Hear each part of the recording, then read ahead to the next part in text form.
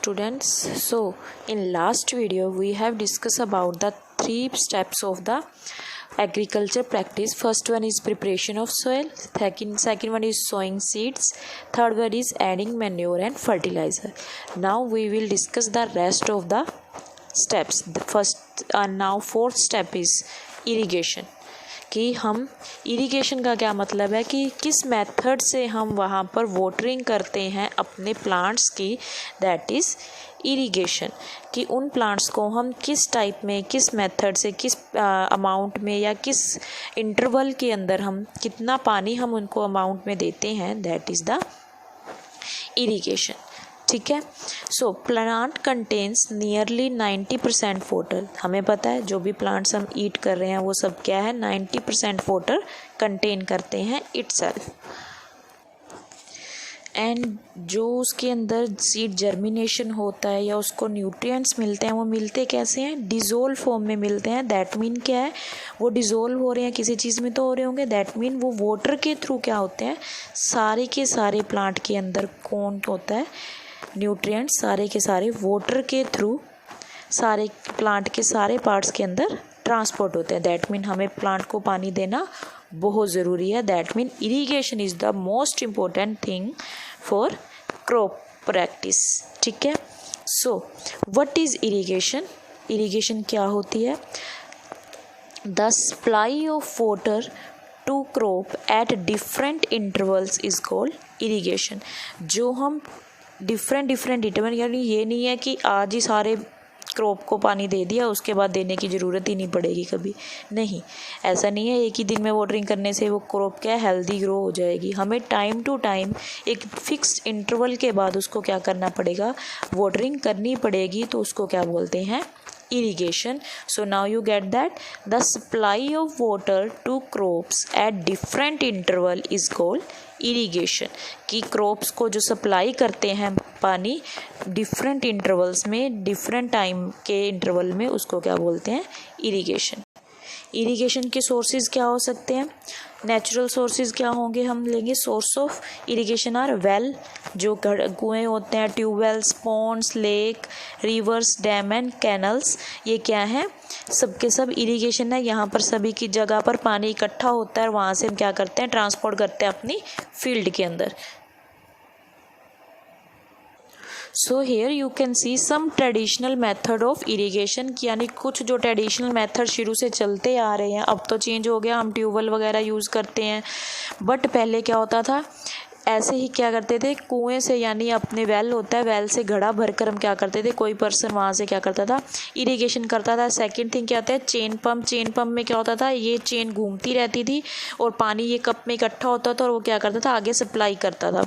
This is the डेकली. डेकली में क्या होता था, ये आपको दिख रहा है यहाँ पे, पत्थर के थ्रू वो क्या करते थे, यहाँ से पानी भरते थे और उसको बाय हैंड ही वो क्या करते थे, इस पूरे के पूरे क्रॉप में अपने फील्ड के अंदर डिस्ट्रीब्यूट करते थे.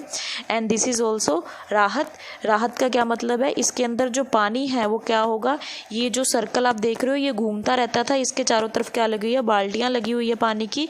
ये बुल क्या करता था, घूमकर इनको सर्कुलेट करता था और नीचे से वेल से पानी इकट्ठा होकर क्या होता था, सारे के सारे फील्ड के अंदर ट्रांसपोर्ट होता था. तो this is the methods for irrigation, traditional methods for irrigation. ठीक है. तो ट्रेडिशनल मेथड्स में के अंदर कौन कौन से आएंगे, पुली सिस्टम, चेन पंप, देखली, राहत. So these are the 4 traditional irrigation methods. And now modern method. Modern method कौन कौन से हैं, कि अब जो हमारे पास क्या टेक्नोलॉजी एडवांस हो रही है, तो उसके अकॉर्डिंग हम क्या क्या इरिगेशंस के मेथड यूज़ करें. First one is sprinkle method. Sprinkle method का मतलब क्या है, जैसे हम हिंदी में बोलते हैं फुहारा. हम क्या करेंगे, छोटे छोटे स्प्रिंकल्स लगाते हैं पूरी फील्ड के अंदर, जो क्या होती है, किसी वेल या ट्यूबवेल जो भी आपके क्रॉप के पास है यानी फील्ड के पास है, वहाँ से एक मोटर लगाकर पाइपलाइन लगा जाती है और वो क्या होती है, पूरी पाइपलाइन आपकी क्रॉप फील्ड के अंदर डिस्ट्रीब्यूट होती है और हर जगह पर एक होल होता है, एक नोज़ल बनी होती है. उस नोज़ल को क्या होती है, वो रोटेट करती रहती है ताकि क्या वो ज़्यादा एरिया घेर सके और पानी ज़्यादा से ज़्यादा डिस्ट्रीब्यूट कर सके। तो जैसे ही हम यहाँ से पानी ऑन करेंगे, मोटर ऑन करेंगे, तो क्या होगा, वाटर यहाँ से क्या होगा, नोज़ल के थ्रू पूरे की पूरे फील्ड के अंदर डिस्ट्रीब्यूट हो जाएगा और इसमें हमें मैनुअल मेथड की ज़रूरत नहीं पड़ेगी या फिर हमें कोई एनिमल्स की ज़रूरत पड़ेगी, जैसे हमने पीछे देखा था। ठीक है, so this is the sprinkle method. देखो क्या लिखा हुआ है, द परपेंडिकुलर पाइप्स, यानी परपेंडिकुलर थी हमने अभी देखा, हैविंग रोटेटरी नोजल्स, यानी घूमती है उनकी नोजल्स, टॉप है, on the top are join to the main pipeline at regular interval. Main pipeline के साथ रेगुलर इंटरवल के अंदर वो क्या करते हैं, वाटर की यहाँ पर सप्लाई करते हैं। This is the sprinkle method. Second method is drip system. ये मोस्ट एफिशिएंट और वाटर सेविंग मेथड है, जो क्या है, ड्रिप सिस्टम। ड्रिप सिस्टम में भी सेम हम क्या करते हैं, पाइपलाइन के थ्रू यहाँ से पानी, सारी पाइपलाइंस के साथ साथ हम क्या करते हैं, जहाँ पर हम क्रॉप्स उगा रहे हैं उनके साथ साथ एक पाइपलाइन के होल छोड़ देते हैं, जहाँ पर जो वाटर है वो ड्रॉप वाइज वहाँ पर रिलीज होता रहता है, तभी इसको ड्रिप बोला है।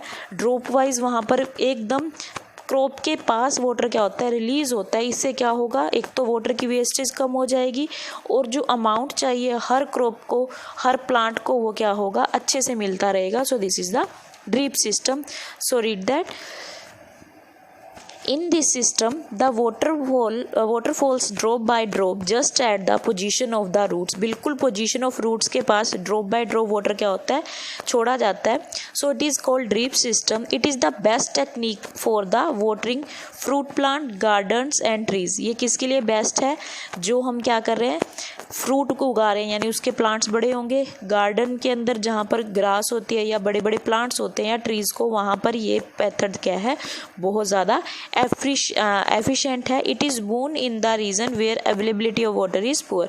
वहाँ पर ये क्या है, बहुत हेल्पफुल करता है, जहाँ पर जो पानी की क्या है, कमी होती है, वहाँ पर ये मेथड बहुत एफिशिएंटली वर्क करता है। So now next step is, हमने पानी दे दिया क्रॉप्स को, क्रॉप्स बड़े होंगे, उसके साथ साथ वहाँ पर क्या होंगी, वेड्स बनना शुरू हो जाएंगी जो हमारी क्रॉप को हार्म करती हैं। किस वे में ये वेड्स क्या हो सकती हैं, छोटे छोटे पौधे हो सकते हैं। अगर ये छोटे छोटे पौधे हमारे क्रॉप के प्लांट के साथ उगेंगे तो क्या होगा, यस, वहाँ पर क्या होगी, भीड़ हो जाएगी, सांस लेना हर क्रॉप को क्या हो जाएगा, मुश्किल हो जाएगा। अगर उनको निकालेंगे, जो अमाउंट ऑफ सनलाइट इनको मिली है वो उनको भी मिलेगी, तो डिस्ट्रीब्यूशन क्या हो जाएगा, डिस्टर्ब हो जाएगा, जिसकी वजह से हमारी क्रॉप भी क्या होगी, इफेक्ट होगी। So what is weeds, the undesirable plant are called weeds. ये वेड्स क्या होता है, जो अनडिजायरेबल है, यानी वो प्लांट्स की हमें ज़रूरत नहीं है, मे बी वो पॉइजनस भी हो सकते हैं और मे बी नहीं हो सकते हैं, बट वो दोनों केसेस में हमारी क्रॉप को हार्म करते हैं। पॉइजनस हो गए तो ओबियसली सी बात है, क्रॉप को नुकसान होगा ही होगा। अगर नॉन पॉइजनस है, अगर जहरीले नहीं भी हैं, तो वो क्या करते हैं, हमारे जो न्यूट्रिएंट है हमारी क्रॉप को चाहिए, वो क्या है, डिस्ट्रीब्यूट हो जाता है उनके साथ, जिनकी हमें ज़रूरत नहीं है। So the removal of weed is called wedding. जो इसके जिस मेथड्स के थ्रू हम क्या करते हैं, इनको बाहर निकालते हैं, उनको बोलते हैं weeding. Some weed interfere even in the harvesting and may poisonous by the animal. वो क्या कह रहे हैं, जब हमने फसल को काटना है, यानी अपनी क्रॉप को कट करना है, उस टाइम पे मे बी अगर वो वीड्स पॉइजनस हैं, अगर कोई ह्यूमन बीइंग या एनिमल्स को खाता है तो उसको इफेक्ट बहुत ज़्यादा करती। इसीलिए कहा जाता है कि जब भी हम क्या कर रहे हैं, अपनी फील्ड को प्रिपेयर कर रहे हैं, तो टिल्डिंग बहुत ज़रूरी है, ताकि ये वीड्स क्या हैं वहाँ से निकल जाएं और क्या हो, ऊपर नीचे अपनी मिट्टी के नीचे ही दब जाए। सो बेस्ट टाइम क्या होगा इन्हें रिमूव करने का, the best time for removal of weds is before they produce flower and seeds. हम क्या कह रहे हैं, वो इसके साथ साथ वो क्या कह रहे हैं कि बेस्ट टाइम क्या है इसको रिमूव करने का, जब सीड्स के ऊपर फ्लावर्स नहीं आए हैं, या फिर सीड्स के ऊपर जो अलग से सीड्स बनते हैं वो नहीं बने हैं, उससे पहले हम क्या कर सकते हैं, इसको रिमूव कर सकते हैं। किसके थ्रू, वीड किलर्स, वेडिसाइड्स के थ्रू। ठीक है, तो इसके मेथड्स क्या हैं, इसको रिमूव करेंगे। फिजिकल मेथड है, यानी हाथों से हम इससे निकाल सकते हैं। कटिंग है, इसको कट करके निकाल सकते हैं, जो ग्राउंड के पास है। टाइम टू टाइम, जिसके थ्रू, खुरपी के थ्रू। ठीक है, सो हमने बोला मैनुअली तो हम क्या कर सकते हैं, हाथों से इसे निकाल सकते हैं या खुरपी के थ्रू इसको कट कर सकते हैं। सेकंड थिंग क्या है, हम वेडिसाइड्स के थ्रू क्या कर सकते हैं, इसको रिमूव कर सकते हैं। ये क्या है, केमिकल्स के थ्रू जब हम वेड्स को किल करते हैं, that is called weedicides. So weeds are also controlled by using certain chemicals called weedicides. इसके थ्रू हम क्या कर सकते हैं, इनको कंट्रोल कर सकते हैं। इसके एग्जाम्पल है जैसे 2,4-D। तो इसके थ्रू हम क्या कर सकते हैं, इसको कंट्रोल कर सकते हैं। एक डाइल्यूट सॉल्यूशन यानी एक पानी में घुला हुआ सॉल्यूशन बना लेते हैं और उसको क्या करते हैं, जैसे यहाँ पर आप देखोगे फार्मर कर रहा है, उसको क्या करते हैं, स्प्रे करते हैं किसके ऊपर, फील्ड के ऊपर। बट आप देखोगे यहाँ पर उसने मास्क लगाया हुआ, क्यों, क्योंकि जो ये केमिकल्स हैं ये बहुत ज़्यादा पॉइजनस होते हैं। अगर इसको ज़्यादा अमाउंट में हम क्रॉप के ऊपर डालेंगे तो वो हमारी क्रॉप को क्या करेंगे, हार्म करेंगे। इसलिए क्या है, एक राइट अमाउंट में इसको यूज़ करना। और इसकी स्प्रे को हमने इसको मुंह को ढका, क्योंकि स्प्रे क्या है, पॉइजनस है और ये अल्टीमेटली किसको भी हार्म कर सकते हैं जो इसको स्प्रे कर रहा है। ठीक है, so this is the protection of weedicides. So next one is harvesting. अब हमारी जो क्रॉप थी वो बनकर तैयार हो गई है, उसको कट करना है, तो that is called harvesting. The cutting of crop after it is mature is called harvesting. यानी जब वो क्रॉप अच्छे से पक चुकी है उसके बाद जब उनसे कट करते हैं, दैट इज़ कॉल्ड हार्वेस्टिंग। ये नहीं है कि आज हमने उसके अंदर सीड्स डाले हैं, 2 दिन बाद वो क्या होगी, फुली रेडी हो जाएगी। उसको कम से कम 3 to 4 मंथ्स क्या लगते हैं, तैयार होने में लगते हैं, मैच्योर होने में लगते हैं। उसके बाद हम क्या करते हैं, उसको कट करते हैं। कट करने के मेथड क्या है, उसको मैनुअली कट किया जा सकता है, यानी हम हाथों से कट कर सकते हैं स्टिकल की हेल्प से, लाइक दिस। इसकी हेल्प से हम क्या कर सकते हैं, मैनुअली हाथों से इसको क्या कर सकते हैं, कट कर सकते हैं। बट आजकल क्या मेथड यूज़ किया जा रहा है, थ्रेशिंग के थ्रू हम क्या करते हैं, जिसके अंदर क्या होता है, एक मशीन होती है, थ्रेशर होता है, वो क्या करता है, साथ ही हमारी जो क्रॉप है उसको कट करता है और उसके अंदर जो शेफ है यानी छिलके हैं या जो अनवांटेड थिंग्स हमें नहीं चाहिए उनको भी क्या करता रहता है, अलग करता रहता है। So this is the modern method. The process is called threshing, यानी जिसके अंदर शेफ है वो भी क्या हो जाते हैं, अलग हो जाते हैं हमारी ग्रेन के अंदर से। जो जहाँ पर फार्मर्स क्या हैं, स्मॉल होल्डिंग फार्मर्स हैं, यानी जिनके पास ज़्यादा लैंड नहीं है, वो कैसे इनको अलग करते हैं, शेफ को हम अपने ग्रेन्स के साथ विनोविंग क्या है, यहाँ पर एक फ़ैन लगाया जाता है, फ़ैन के ऊपर से हम ग्रेन्स को क्या करते हैं, उठाकर उसके ऊपर आगे करते हैं, जिसके थ्रू क्या है, जो उसके अंदर हल्के पार्टिकल्स हैं जो उड़ जाते हैं पानी की हवा से, वो क्या होते हैं, अलग हो जाते हैं और ग्रेन्स क्या हैं, अलग हो जाते हैं। तो this is also a method to differentiate the chaff from the grains. So this is winnowing. So last step is storage. सबको हो गया है, हमने ग्रेन्स को अलग कर लिया, उसके बाद क्या करना है, उसको बचा कर रखना है। ये तो नहीं है कि हमारे पास एक ही बोरी निकलेगी, ऐसा कुछ नहीं होता। हमारे पास अमाउंट क्या होता है, ज़्यादा होता है, तो उसको स्टोर प्रॉपर तरीके से करना बहुत ज़्यादा इंपॉर्टेंट है। तो स्टोरेज क्या है कि जिसके अंदर जो हमने क्रॉप्स उगाई थी उसको क्या करना है, उसमें से जो ग्रेन्स निकले उसको कैप्ट करके रखना है लॉन्गर टाइम के लिए, एक अच्छे प्रोसेस के थ्रू रखना है ताकि वो मॉइस्चर से बचे, यानी जो नमी है, इंसेक्ट से, रैट से, माइक्रो ऑर्गेनिज्म से, इनसे हम क्या करें, इनको बचा कर रख पाएँ। तो फर्स्ट थिंग क्या है, जब भी आप क्रॉप को कट करते हो उसको साथ के साथ स्टोरेज के अंदर नहीं डालना है, क्योंकि वो क्या होती है, थोड़ी सी मॉइस्चर होती है। अगर उसको वैसे के वैसे डाल देंगे तो वो क्या हो जाएगी, स्पॉइल हो जाएगी, ऑर्गेनिजम्स उसके ऊपर लग जाएंगे और क्या हो जाएगी, ख़राब हो जाएगी। तो उसको पहले ड्राई अप करना है, उसके बाद उसको क्या करना है, स्टोरेज के लिए डालना है।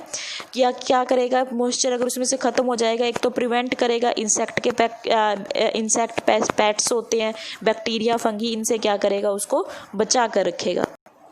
जूट के, उसको सुखाने के बाद क्या होता है, जूट के बैग या मेटालिक बीन्स बनाए जाते हैं। घरों में हम क्या रखते हैं, एक मेटालिक बीन रखते हैं, एक बड़ी सी हमारे पास ट्रंक टाइप में होता है, उसके अंदर हम क्या डालते हैं, अपनी ग्रेन्स डालते हैं। या जूट के बैग में आप देखोगे, जो आप अनाज मंडी में जाते हो वहाँ पर आपको क्या मिलते हैं, बड़े बड़े बैग्स मिलते हैं, जिसके अंदर क्या होता है, होल व्हीट जो आपका होता है वो क्या होता है, उसके अंदर स्टोर किया जाता है उसके ग्रेन्स को। ठीक है, ये 2 मेथड्स हैं इसको क्या करते हैं, स्टोर करके रखने में। या फिर जो हम घरों में क्या कर सकते हैं, ड्राई नीम्स की पत्तियां उसके अंदर डाल सकते हैं जब उसको स्टोर कर रहे हैं, ताकि वो क्या हो, खराब ना हो, उसके ऊपर इंसेक्ट हमला ना कर पाए, ठीक है, अटैक ना कर पाए। So the large scale storage of grain, यानी जो बड़े बड़े अमाउंट पर इनको स्टोर किया जाता है, इज डन बाय सिलोन्स और ग्रेनर्स। इसमें क्या होता है, बड़े बड़े गट्टे बनाकर क्या किया जाता है, उनको स्टोर करके रखा जाता है, लाइक दिस। ठीक है, so last topic of this chapter is food and animals. Food and animals का मतलब है कि बहुत सारी थिंग्स ऐसी हैं जो हमें एनिमल से भी मिलती हैं और प्लांट से भी मिलती हैं। That mean different kind of food different kind of foods we get from plants and animals, जो हम कंज्यूम करते हैं, लाइक जो कोस्टल एरियाज़ के पास है लोग रहते हैं, वो क्या करते हैं, फिशेस को मेजर अमाउंट में क्या करते हैं, कंज्यूम करते हैं।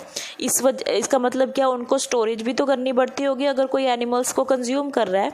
सो व्हेन वी जैसे हमने अभी क्या किया था कि एनिमल्स को भी क्या किया जाता है, रेयरिंग की जाती है। जैसे हमने अभी क्या किया था, रेयरिंग किसकी की थी, वीट की थी, यानी ग्रेन्स की थी। वैसे ही अगर एनिमल्स को रेयरिंग यानी उनको स्टोर करके रखा जाता है तो उसको क्या कहते हैं, जैसे हम डेयरी फार्मिंग होती है जहाँ पर हम काऊ वगैरह को अगर रखते हैं, वैसे ही क्या पोल्ट्री फार्म होता है जहाँ पर हम क्या करते हैं, मुर्गे वगैरह रखते हैं, स्टोर करते हैं। वैसे ही क्या है, एनिमल्स की रेयरिंग को क्या बोलते हैं, एनिमल हस्बेंड्री। कि इसको क्या कहते जाता है, लार्ज स्केल पर किया जाए तो उसको बोलते हैं animal husbandry. So this is all about your chapter of 8th class, first chapter of 8th class, that is crop management and production. So इसमें हमने क्या पढ़ा, एग्रीकल्चर प्रैक्टिस के बारे में पढ़ा कि एग्रीकल्चर प्रैक्टिस क्या है, उसके अंदर कौन कौन से क्या स्टेप्स आते हैं।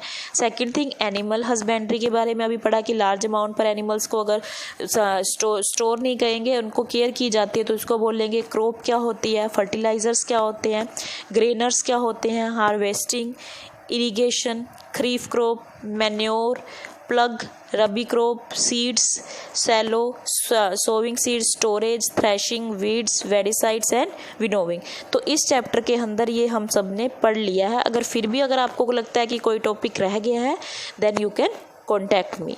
Thank you.